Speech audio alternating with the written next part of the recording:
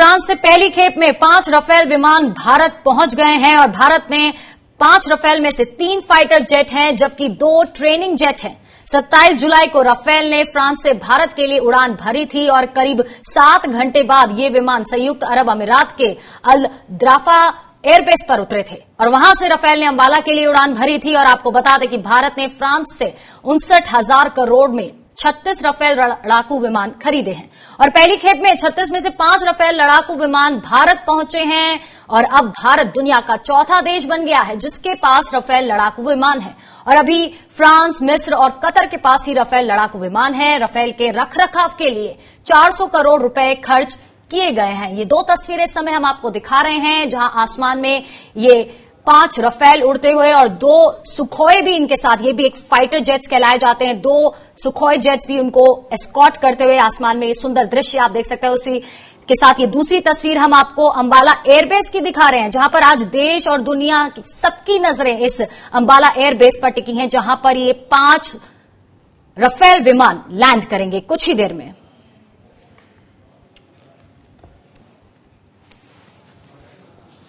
तो अंबाला एयरबेस पर आज पूरे देश और दुनिया की निगाहें हैं, इस पर चर्चा करेंगे। राफेल विमान कितने महत्वपूर्ण है भारत के लिए। हमारे साथ पूर्व air vice marshal S K Jindal साहब जुड़ चुके हैं। जिंदल जी, बहुत बहुत स्वागत है आपका सर। अब जब भारतीय वायुसेना में 5 राफेल विमान, लड़ाकू विमान शामिल हो गए हैं, आपको क्या लगता है कितना महत्वपूर्ण था इस समय भारतीय वायुसेना की क्षमता को बढ़ाया जाए? पहले तो मैं स्वराज्य एक्सप्रेस चैनल को बहुत बहुत धन्यवाद देना चाहूंगा कि देखो ऐसे इस समय पर जबकि राफेल भारत में आ रहे हैं और मुझे आपके चैनल पे इनको रिसीव करने का, वेलकम करने का मौका मिल रहा है। Pleasure is ours sir. Thank you. मैं जी एक एयरफोर्स का वेटरन होने के नाते आप समझ सकते हैं जैसे सारा भारतवर्ष इस समय बड़े गर्व महसूस कर रहा है, खुशी महसूस कर रहा है और मेरे भी इसमें काफी रोंगटे खड़े हुए हैं कि भारत की जो एयरफोर्स की अभी जो ताकत है, जो शक्ति है, वो बढ़ने वाली है और एयरफोर्स भी दुनिया की जो सबसे बड़ी 4th एयरफोर्स गिनी जाती है उससे बढ़ के और भी आगे बढ़ेगी और इससे एयरफोर्स की बहुत ताकत बढ़ेगी। तो मुझे बहुत गर्व है और ये जब ये राफेल इंडियन एयरफोर्स में अभी ज्वाइन करने वाले हैं, शायद कुछ ही देर में ये लैंड करेंगे, तो मैं इसके बहुत खुशी की बात है मेरे लिए। जी जिंदल साहब, आप हमारे साथ बने रहिए। हमारे साथ एक और मेहमान जुड़ चुके हैं, रक्षा विशेषज्ञ विंग कमांडर सतीश शर्मा जी भी जुड़ चुके हैं। सतीश जी, आपका भी बहुत बहुत स्वागत है सर स्वराज में। सर, आज के दिन को आप किस तरह से देख रहे हैं? ये जो नेक्स्ट जनरेशन फाइटर प्लेन्स वायुसेना के लिए कितने महत्वपूर्ण है, बताइए।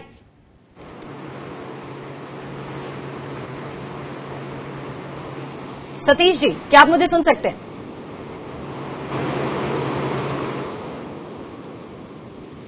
सतीश जी से हम दोबारा जुड़ने की कोशिश करेंगे। हमारे साथ एसके जिंदल साहब भी मौजूद हैं, पूर्व एयर वाइस मार्शल हैं। सर, आप बता रहे थे कि कितना महत्वपूर्ण है कि इस वक्त जब इस तरह से सीमाओं पर तनाव बना हुआ है, खासतौर पर चीन और भारत के बीच में जो तनाव चल रहा है, उसके चलते अगर आज ये 5 सुखोई हमारी वायुसेना में शामिल हो रहे हैं तो कितना महत्वपूर्ण और कितना जरूरी है इस वक्त इस तरह से इनका एडिशन होना वायुसेना में।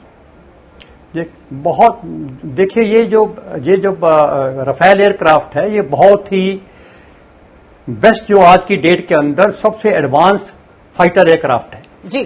और इसके लिए इस समय स्पेशली लद्दाख में जो और हमारे नॉर्थ सेक्टर में जो सिचुएशन है, जो इसकी कैपेबिलिटीज हैं एयरक्राफ्ट की, अगर आप देखेंगे कि ये राफेल जो है इसकी अपनी टेक्निकल अगर आप स्पेसिफिकेशन देखें तो ये हाई आल्टीट्यूड के ऊपर, इसे जिथे बोलते हैं कोल्ड स्टार्ट, बिना गर्म किए हुए ये स्टार्ट हो सकता है। इसके रनवे के ऊपर इसकी कैपेसिटी क्या है कि ये 1500 फीट रनवे के ऊपर ये लैंड टेक ऑफ कर सकता है। और इसके साथ जो इसकी पहाड़ों के अंदर इसके पास जो मिसाइल सिस्टम्स हैं, जैसे हमारे पास अगर आप देखा जाए तो जो मिसाइल सिस्टम हमारे पास हैं जी, स्कार्प मिसाइल हमारे पास है जिसकी रेंज 300 किलोमीटर है और जो जमीन में लो लेवल पे नीचे होकर क्रूज मिसाइल जिसे बोलते हैं, डीप क्रूज, पहाड़ों के बीच में होकर वो जो लैंड कर सकती है।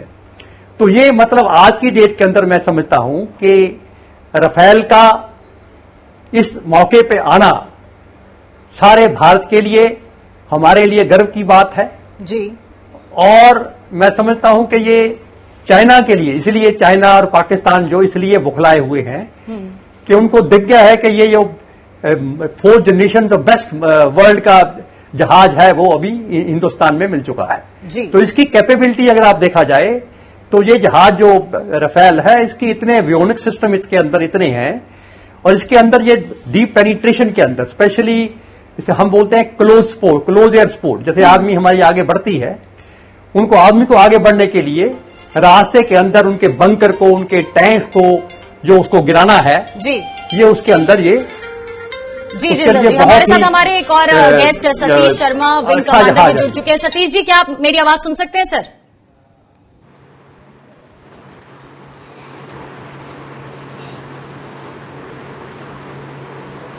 चलिए, एसके जिंदल साहब भी हमारे साथ जुड़े हैं। हम सतीश जी से बार बार जुड़ने की कोशिश कर रहे हैं। आपको बता दें कि ये तस्वीरें आप देख सकते हैं, इस समय कुछ ही पल में लैंडिंग भी होने जा रही है। ये 5 राफेल विमान और साथ में 2 सुखोइज आसमान में उड़ते हुए, आपको बता दें भारत की इंडियन एयर स्पेस में पहुंचने पर जैसे ही ये पहुंचे थे तो नौसेना ने भी इनका स्वागत किया था, एक मैसेज इनको दिया था और उसके बाद वो मैसेज रिसीव करते ही ये आगे बढ़ रहे थे और अब कुछ ही देर में अंबाला एयर स्पेस में लैंडिंग होने जा रही है। 36 राफेल विमान खरीदे गए हैं फ्रांस से, जिसमें से 5 आज भारत के वायुसेना के बेड़े में शामिल होने जा रहे हैं। कुछ ही देर में अंबाला एयर बेस पर इनकी लैंडिंग होगी। सतीश शर्मा विंग कमांडर हमारे साथ जुड़ चुके हैं, रक्षा विशेषज्ञ हैं। सतीश जी, स्वागत है आपका स्वराज में। सर, आज का दिन बहुत बड़ा माना जा रहा है, किस तरह से देखते हैं आप और कितना महत्वपूर्ण है आज जो ये नेक्स्ट जनरेशन फाइटर प्लेन्स वायुसेना में एड ऑन हो रहे हैं? ये बहुत बड़ी बात है देश के लिए। पिछले 22 साल से हमारे यहाँ कोई नया फाइटर जेट कॉम्बैट एयरक्राफ्ट की खरीद नहीं हुई है, तो इतना बड़ा वनवास जो एक तरह से अकाल पड़ा हुआ था इस देश में, वो उसकी पूर्ति आज हो गई है। और मैं ये कहूंगा कि भारत की जो अपनी सामरिक शक्ति है उसको बढ़ाने के लिए, उसको आगे ले जाने के लिए इस राफेल एयरक्राफ्ट की बहुत जरूरत थी देश को।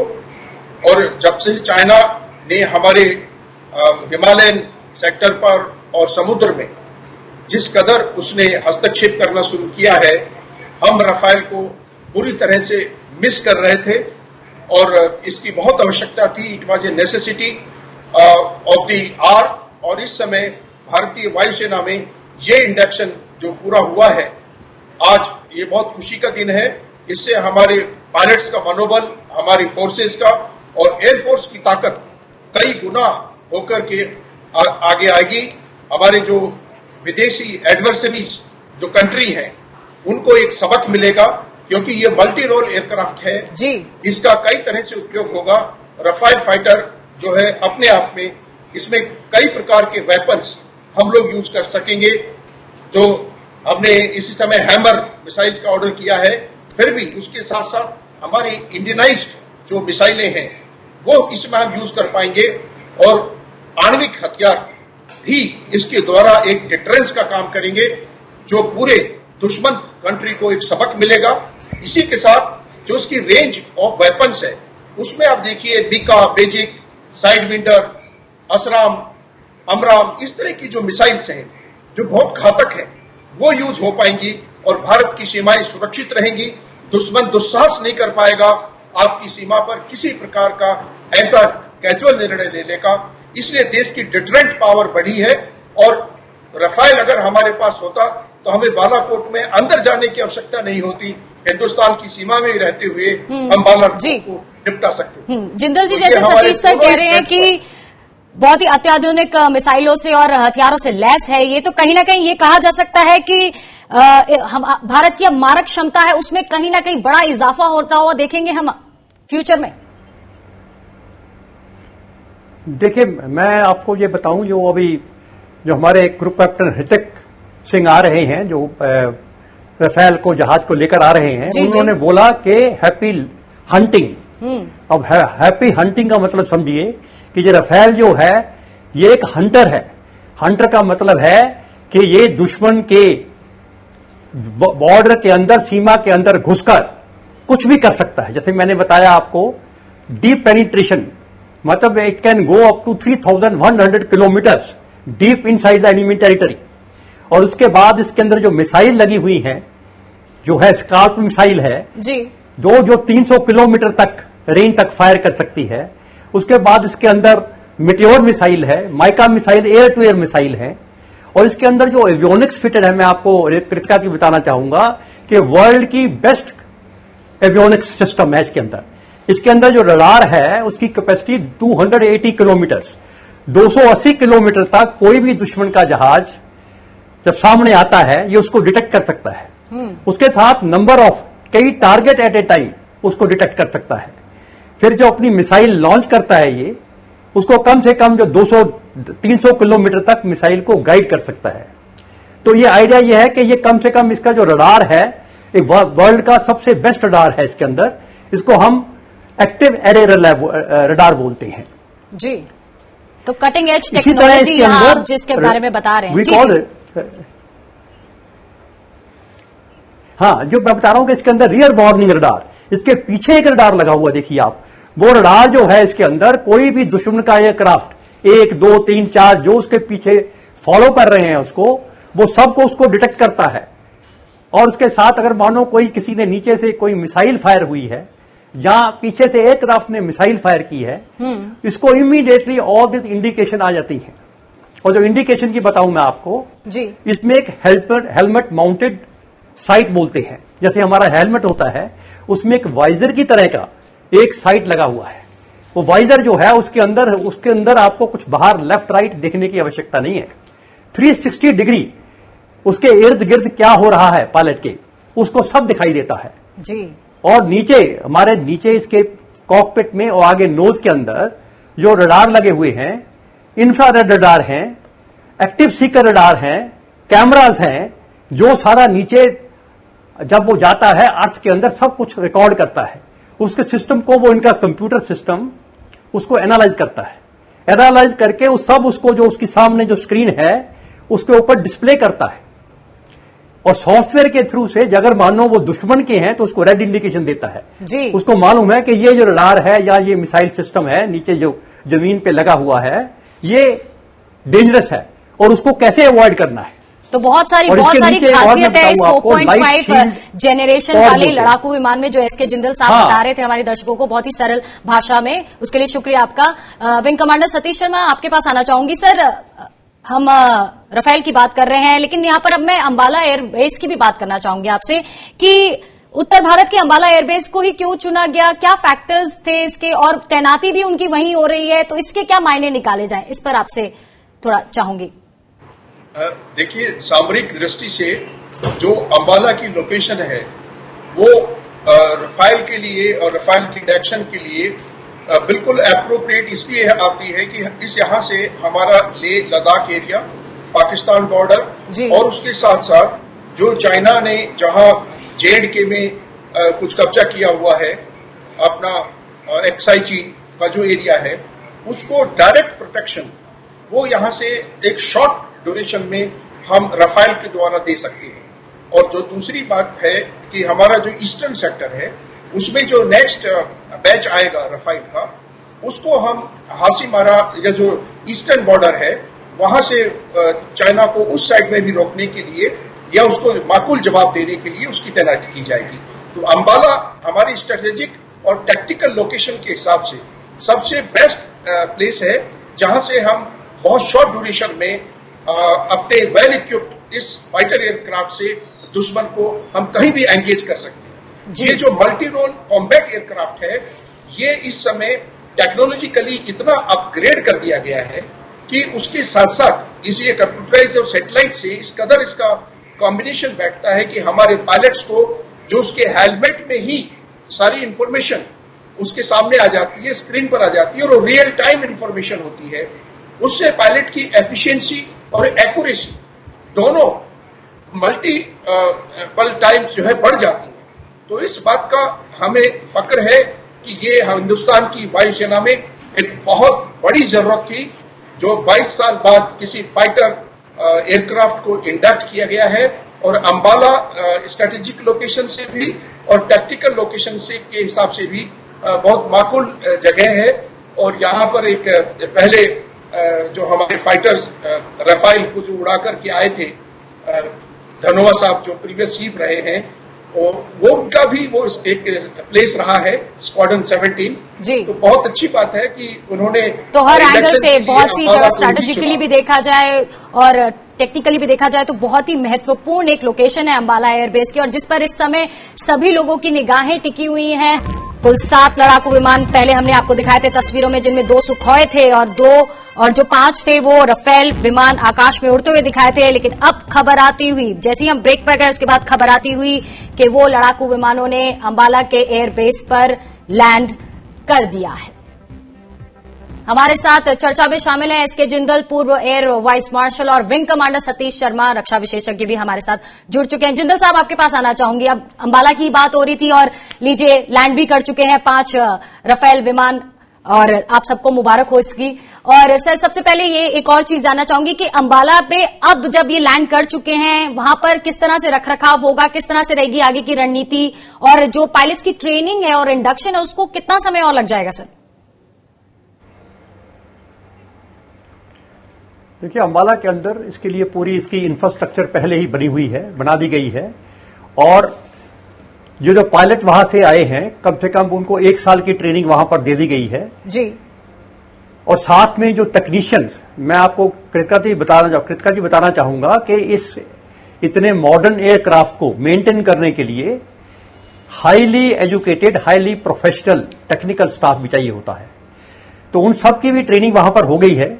वो शायद पिछले ट्रांसपोर्ट एयरक्राफ्ट से वापस पहुंचने वाले हैं। हो सकता है कि वो कल शाम तक पहुंच जाएं या सुबह तक पहुंच जाएं।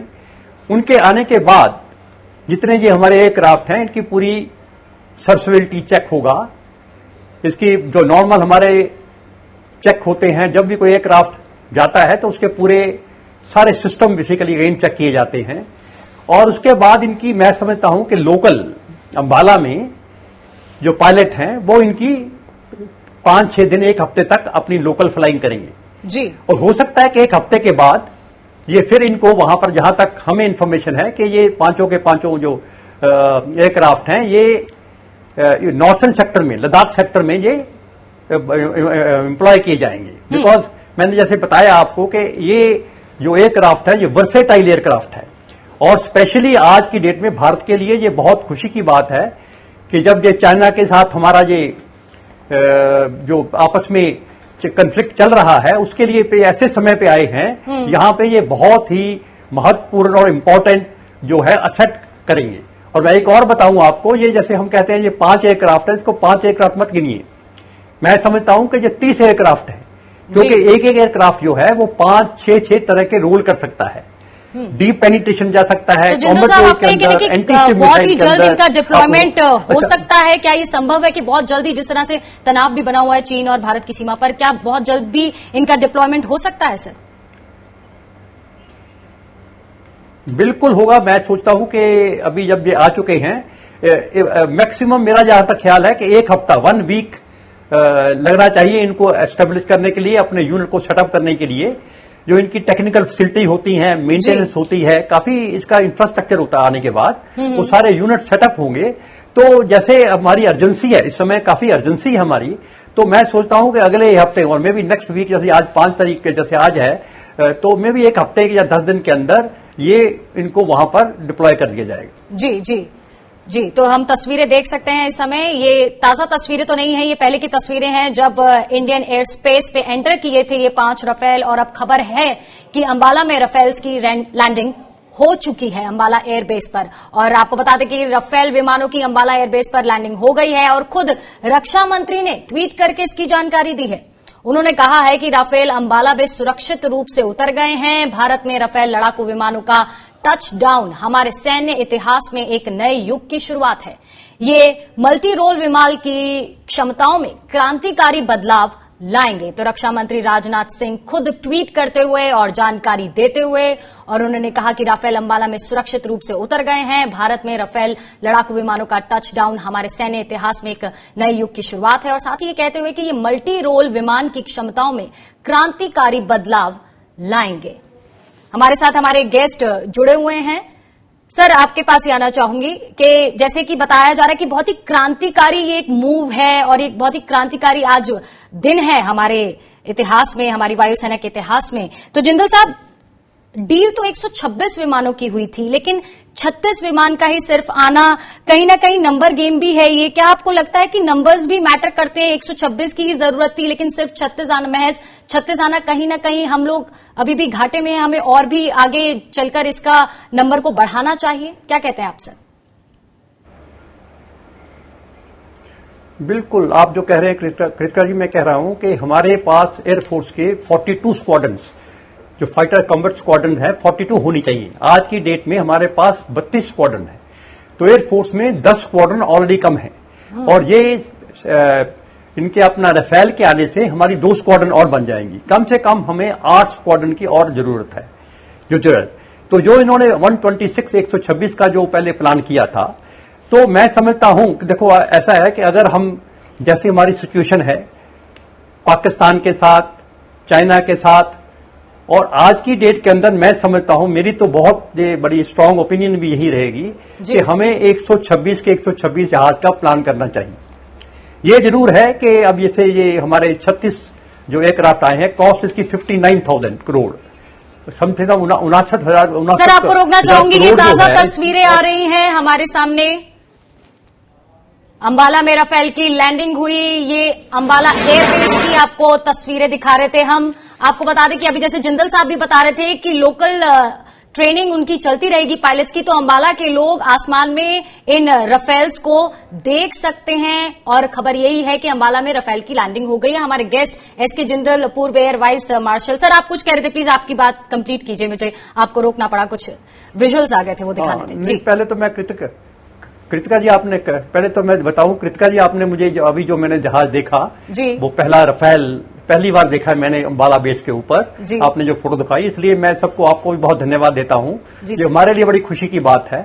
और रक्षा मंत्री राजनाथ सिंह जी को भी हमारे लिए, मैं एयरफोर्स की तरफ से और एज ए वेटरन की तरफ से मैं कहना चाहूंगा, उन्होंने बहुत ही खुशी की बात है कि एयरफोर्स को सशक्त करने के लिए वो पूरी अपनी जोर शोर से अपनी लगे हुए हैं। वो खुद गए थे वहां पर, जो पहला जो हमारा सुखाए अपना राफेल एयरक्राफ्ट था, उन्होंने खुद एक्सेप्ट किया था, उसकी पूजा की थी। तो ये सिर्फ लगता है कि जो हमारी आज की जो सरकार है, जो आज की लोग हैं, वो इस चीज को, हमारी ताकत को बढ़ाना चाहते हैं। सर लेकिन मैं इसी के ऊपर, आपने राजनाथ सिंह की बात करी, सरकार की बात करी, सर सवाल भी बहुत खड़े हुए थे, राजनीति भी बहुत हुई थी, खासतौर पर डील को लेकर, जहाज की कीमत को लेकर, HAL से कॉन्ट्रैक्ट लेके निजी कंपनी को देकर, जिस पर अभी तक कोई मतलब की सफाई या कोई जवाब सरकार की तरफ से नहीं आया। तो डिफेंस मामलों में जब इस तरह की पॉलिटिक्स होती है, उसको किस तरह से देखते हैं आप? क्या ट्रांसपेरेंसी एटलीस्ट डिफेंस के मामलों में तो होनी चाहिए? आपका क्या कहना है सर? कृतिका जी, आपने बहुत ही जो मेरे दिल को छूने वाला प्रश्न पूछा है, क्वेश्चन पूछा है। देखिए, मैं आपको ये बता रहा था कि जब कोई आप, जैसे आप कार खरीदते हैं, मोबाइल खरीदते हैं, आप देखिए उसकी लेटेस्ट टू लेटेस्ट वर्जन होता है। और इसकी जो मैं टेक्निकल कैपेबिलिटी मैंने आपको पूरी बताई नहीं इसकी जी। ये आज का जितना इसकी अपनी एक, हम इसको एयर फ्रेम बोलते हैं, जो जहाज की अपनी फिजिकल जो स्ट्रक्चर होती है, उसे हम एयर फ्रेम बोलते हैं। उसके ऊपर जो रडार, एवियोनिक्स और जो सिस्टम लगते हैं, वो अलग लगते हैं। और जो उसके साथ आर्मामेंट आता है, मिसाइल आती हैं, रॉकेट्स आते हैं, बॉम्ब आते हैं, वो अलग चीज है। अब जो इसके ऊपर एवियोनिक्स लगे हुए हैं, मैंने आपको बताया, ये जो हमारा जो हेलमेट माउंटेड जो साइट है, वो इजराइल का बना हुआ है। मैं आपको बताया कि वो सबसे वर्ल्ड का वो सबसे बेस्ट एक किस्म का हेलमेट रडार साइटेड है। इसमें जो रडार लगे हैं, जो इसके सेंसर्स लगे हुए हैं, इसकी कॉस्ट, टोटल कॉस्ट में अगर मेरे से समझा जाए, देखो मैं आपको एक बताऊं, मैं वैसे भी एक इंजीनियर हूं, टेक्निकल आदमी हूं, एयरफोर्स में रहा हूं मैं। और जितनी आप बात कर रहे हैं प्रोक्योरमेंट प्रोसीजर वगैरह की, मैंने बहुत हमारे कॉन्ट्रैक्ट में इन्वॉल्व रहा हूं। और मैं ये बताना चाहता हूं, जो आप कह रहे हैं ना कि किसी ने आंसर, मैं उनको बताना चाहता हूं, जो इससे पे क्वेश्चन करते हैं कि उनको मालूम नहीं कि इसके ऊपर कितने एवियोनिक्स है, कौन क्या लगा हुआ है, उसके बाद इसके आर्मामेंट क्या है। अब एक मिसाइल की बात कीजिए आप, अगर मिट्योर मिसाइल है या स्कार्प मिसाइल है, ये कोई मिसाइल ऐसी नहीं कि आप 1000-2000 में आ जाएगी। ये मिसाइल ऐसी गाइडेड मिसाइल है, 300 किलोमीटर की रेंज, और दुश्मन के नीचे से निकल के चली जाए और किसी को पता भी ना चले, रडार सीकर को नहीं पता चलता कि ये मिसाइल जा रही है। तो इसमें इतनी कैपेबिलिटीज है, सिस्टम लगे हुए हैं। और जो आपको मालूम हुआ कि जो बालाकोट के अंदर जो मिसाइल हमने जो बॉम्ब फेंका था, उसकी आप स्पाइस 2000 बॉम्ब, वो एक बॉम्ब की कॉस्ट कम से कम 70-80 लाख रुपए से कम नहीं है। 1 करोड़ रुपए के बॉम्ब है वो।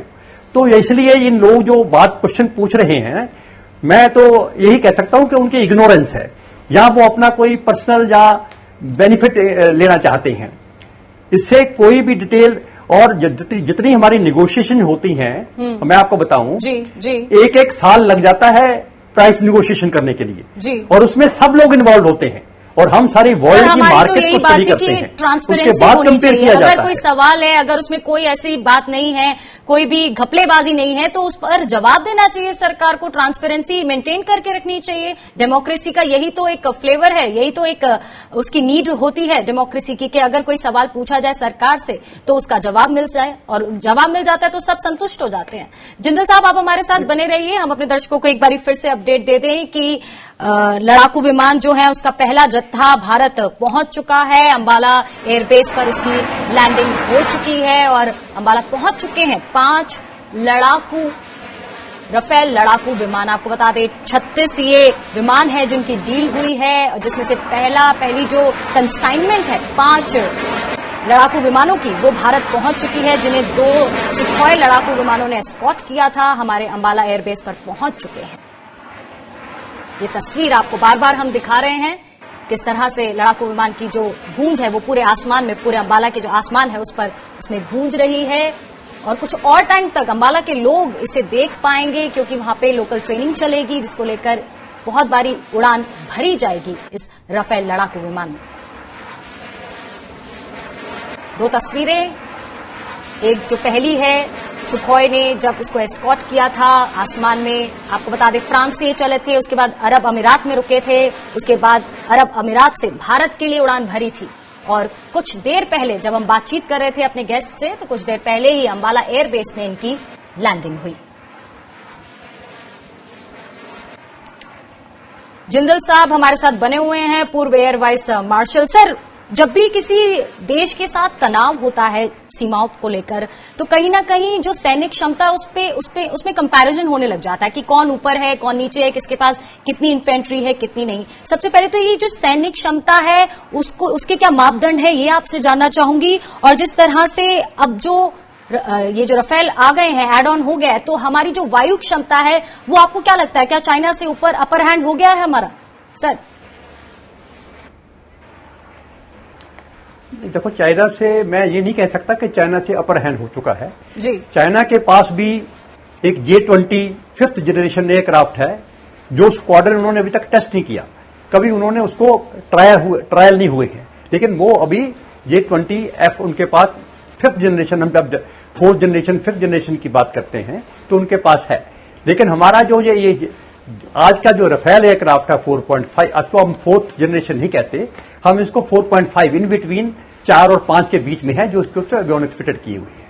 लेकिन मैं कृतिका जी एक और चीज बताऊंगा आपको, आपने देखा कि कोई भी कितना इक्विपमेंट, अब उनके पास 80 स्क्वाड्रन है, हमारे पास हम अपनी 42 स्क्वाड्रन की बात करते हैं, एयरफोर्स की कॉम्बैट स्क्वाड्रन की बात कर रहा हूं मैं। तो उसमें आप देखिए कि सबसे बड़ी इंपॉर्टेंस होती है, उसके बाद में आता है मैन बिहाइंड द मशीन, जो मोराल है।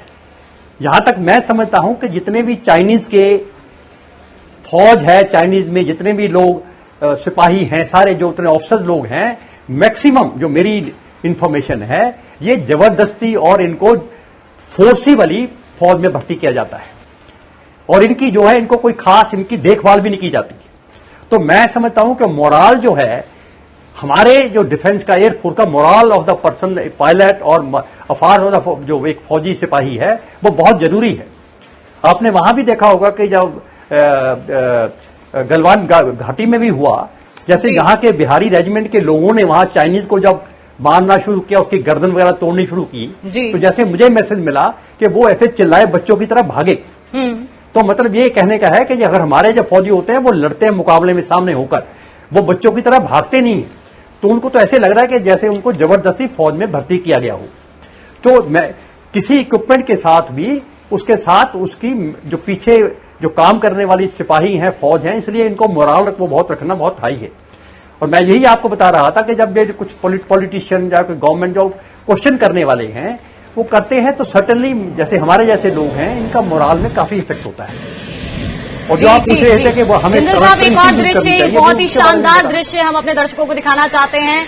ये लैंड होता हुआ रफेल हम अपने दर्शकों को दिखा रहे हैं। ये अंबाला एयरबेस के ये शॉट्स हैं, ये विजुअल्स आपके सामने हम रखते हुए आप देख सकते हैं कितनी खूबसूरती के साथ लड़ाकू विमान ने, रफेल ने लैंडिंग की अंबाला के एयरबेस पर।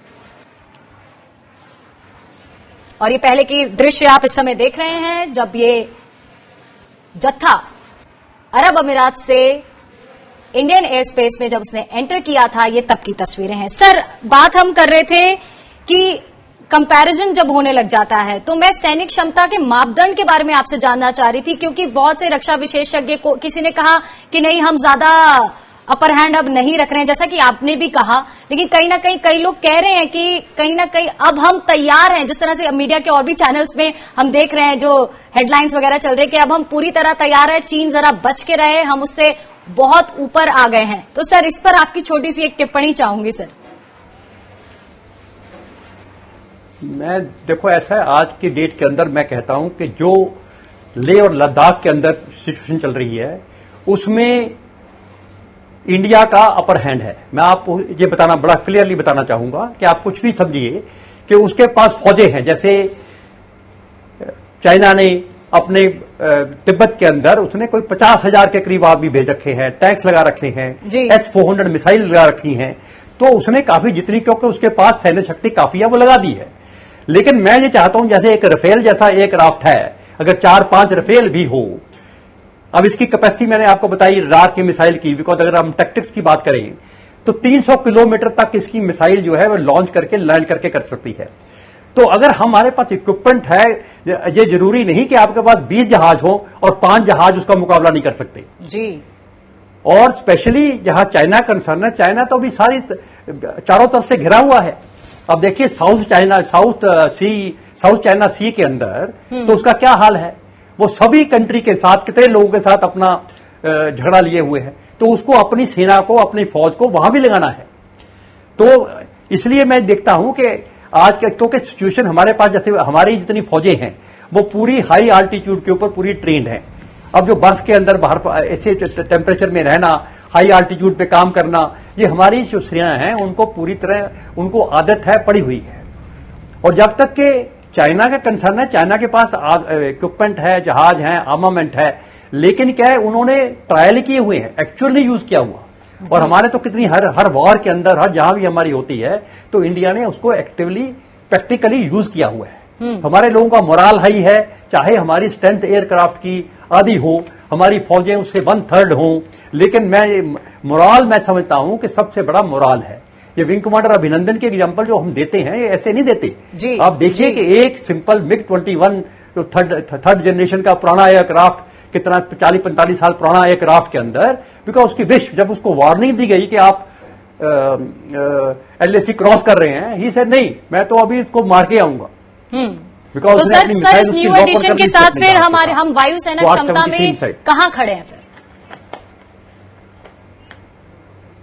मैं बता रहा हूं आपको, मेरी तो बहुत इच्छा है कि कम से कम ये 36 एयरक्राफ्ट अभी आ जाएंगे 1-1.5 साल के अंदर, और जहां तक हो सके ऐसे ही एयरक्राफ्ट हमें जो है वी शुड, अभी 126 का कॉन्ट्रैक्ट गवर्नमेंट को इस महसूस करना चाहिए। अगर गवर्नमेंट की, या हमारी सरकार या हमारी भारत की नीति है कि हम POK को लेना चाहते हैं, पाकिस्तान ऑक्युपाइड कश्मीर, बात करने की अलग बात है। अगर हमने वहां जाना है, उसको लेना है, अगर हम चाइना के तिब्बत एरिया में कुछ करना चाहते हैं, मैं ये नहीं कह रहा कि भारत नॉर्मली तो हम जो कहते हैं हम शांति प्रिय देश हैं, बिल्कुल ठीक है, लेकिन जो हमारी लैंड है, जो हमारी जगह है, जो उसने ऑक्युपाई की हुई है, ये भी हमारी रिस्पॉन्सिबिलिटी बनती है कि हम उसको लिया जाएगा। तो अगर ऐसे हमने अपने आप को सख्त करना है तो मैं सोचता हूं कि इनको 126 एयरक्राफ्ट का कॉन्ट्रैक्ट जो है रिवाइव करना चाहिए और नेगोशिएट करके करना चाहिए। तो मेरा सोचता हूं कि इसको हमें मॉडर्न एयरक्राफ्ट लेना बहुत जरूरी है। बिल्कुल बिल्कुल, अपनी क्षमताओं को और ज्यादा बढ़ाना चाहिए, ये उम्मीद है। और सर, हम आपसे बातचीत के दौरान और भी ताजा जो दृश्य हैं वो अपने दर्शकों को दिखा रहे थे। ये अंबाला एयरबेस के दृश्य हैं अंदर के, आप देख सकते हैं लैंडिंग के बाद के ये दृश्य। जहां पर राफेल लड़ाकू विमान नजर आ रहे हैं एक एक करके रनवे से दूर जाते हुए। और अंबाला में राफेल की लैंडिंग हो गई। ये 3 तस्वीरें पहले जब इंडियन एयर स्पेस में नजर आए थे राफेल, पूरा जत्था नजर आया था। उसके बाद जब अंबाला एंटर किए थे, बीच की तस्वीर आप देख रहे हैं, उसमें अंबाला में जैसे ही एंटर किए ये राफेल विमान, ये तब की तस्वीर है। और लैंडिंग के बाद की तस्वीर, ये तीसरी तस्वीर आपके सामने हम रखते हुए रनवे पर नजर आते हुए जब ग्राउंड टचिंग हो गई थी। रक्षा मंत्री राजनाथ सिंह ने ट्वीट किया था कि सेफली ग्राउंड टचिंग हो गई है इन लड़ाकू विमानों की। तो ये वो तस्वीर आपके सामने, ये 3 तस्वीरें जब और अंबाला में राफेल की लैंडिंग हो गई है सेफली। ये 5 राफेल भारत पहुंच चुके हैं। सर, राफेल की बात अगर करें तो उसमें कहा जा रहा है कि इस एयरक्राफ्ट को हर तरह के मिशन पर भेजा जा सकता है। सर, वो कौन से अलग अलग डिफरेंट मिशन होता है? कहते हैं कि हर तरीके का जो भी या तो हाँ जी सर, इसी के बारे में जानना चाह रही थी आपसे। देखो, ये है कि इसको हम मल्टी रोल एयरक्राफ्ट कहते हैं। Multi role MRCA, multi role combat aircraft. तो मल्टी रोल का मतलब है कि हम सबसे पहले एयर सुपीरियरिटी की बात करते हैं, इसकी एयर सुपरमेसी। एयरक्राफ्ट जैसे नॉर्मल हमारा बॉर्डर के ऊपर जिसे हम बोलते हैं कि डॉग फाइट या इंटरजेक्शन, जब एनिमी आपके एयरक्राफ्ट में एंटर करता है, जिसे हम मोस्टली MiG-21 यूज करते हैं। तो एयरक्राफ्ट इतना वर्सेटाइल है, इसके इंजन की पावर थ्रस्ट इतनी है और ये इतना what we can say agile है कि इतनी फास्ट से अपनी मैनोवरिटी कर सकता है और 60,000 फीट 1 मिनट के अंदर हाइट पे चढ़ सकता है। तो उसकी कितनी मैनोरेबिलिटी है, ये उसको बोलते हैं एयर सुपरमेसी। उसके साथ साथ आर्मामेंट तो है ही है, जो मैं बाद में बात करता हूं, इसको बोलते हैं एयर सुपरमेसी।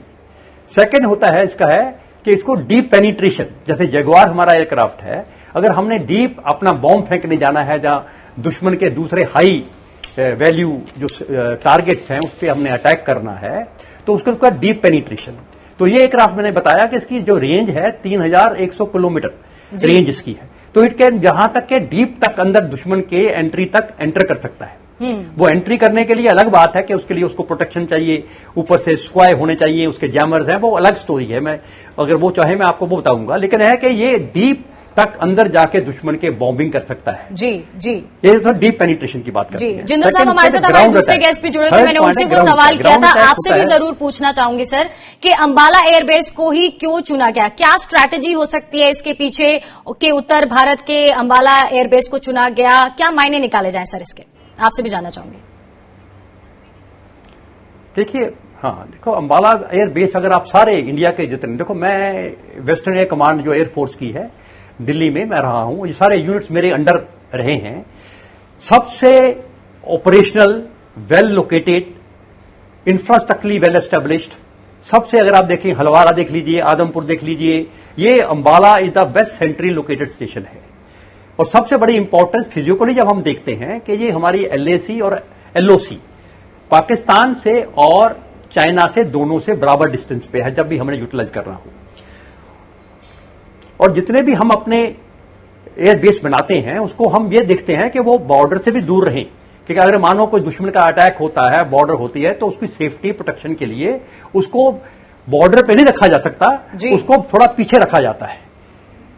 जैसे अभी आपने देखा होगा कि पीछे जैसे हमारी अभी बालाकोट में स्ट्राइक हुई थी, तो हमारे मिराज जो थे वहां से ग्वालियर से गए थे।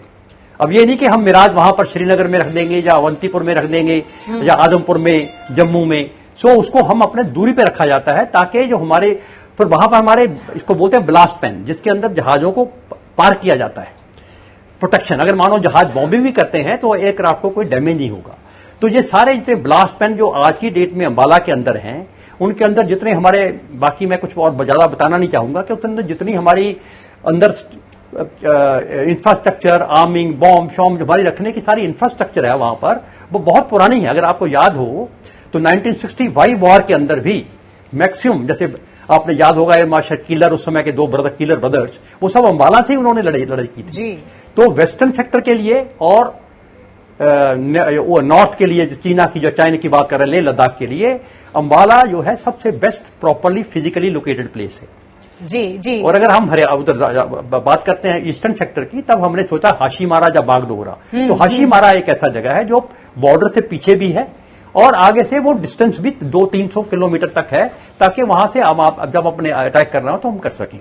तो इंफ्रास्ट्रक्चर चाहिए, लोकेशन फिजिकली ठीक होनी चाहिए और बाकी अदर फैसिलिटी जो है। तो ये सब फैक्टर्स हैं जिसकी वजह से अंबाला एयरबेस को चुना गया। ये तस्वीरें हम अपने दर्शकों को भी दिखा रहे हैं अंबाला एयरबेस पर। देखिए कितनी खूबसूरती के साथ लैंड किया है ये लड़ाकू विमान, और साथ ही साथ दूसरी तस्वीर जहां आसमान में सुखोई ने किया इन 5 राफेल लड़ाकू विमानों का स्वागत, उनको एस्कॉर्ट किया भारत सीमा में एयर स्पेस में एंटर करते समय, और सेफली यहां लैंड करता हुआ राफेल लड़ाकू विमान। ये 2 तस्वीरें हमारे दर्शकों के लिए।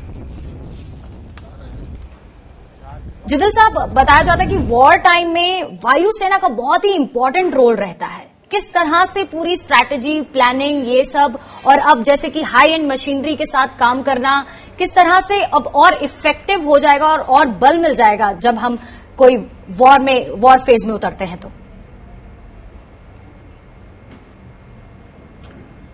ऐसा है कि आपने देखा कि एयरफोर्स जो है कि एयरफोर्स एक मतलब ऐसी यू कैन से आर्म है डिफेंस की कि वो आगे दुश्मन के जो फौजें हमारी चल रही हैं उनके आगे तक पहुंच सकते हैं, उनके लिए रास्ते साफ कर सकते हैं।